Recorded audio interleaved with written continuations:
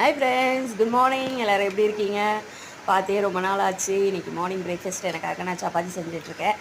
அம்மா தான் வச்சு கொடுத்தாங்க கொஞ்சமாக மோர் குழம்பு. நான் சப்பாத்திக்கு மோர் குழம்பு இருந்ததுன்னா அடிப்பொலி. எனக்கு ரொம்ப ரொம்ப பிடிக்கும். நீங்களும் செஞ்சு சாப்பிட்டு பாருங்கள். மோர் குழம்பு ஊற்றி சாப்பிடுங்க, சூப்பராக இருக்கும். சப்பாத்திக்கு செம்ம டேஸ்ட்டாக இருக்கும். மதியானம் லஞ்சு என்ன வெறுந்தட்டை காட்டுறேன்னு பார்க்குறீங்களா? இல்லை, சாதம், சுட சுட சாதம். இருட்டாக இருக்குதுன்னு பார்க்குறீங்களா? லைட் போடல, டீப் லைட்டு. பக்கத்துலலாம் வீடு இருக்கும்போது இப்படி தான் இருக்கும். எனி டைமும் டீப் லைட் போட்டால் கரண்ட் பில் ஆகிடும்ல. பாருங்கள், சுல்லுன்னு வெயில் அடிக்குது பாருங்கள். நல்லா 1:30 மணி ஆகுது. நல்ல ஒரு வெயில்.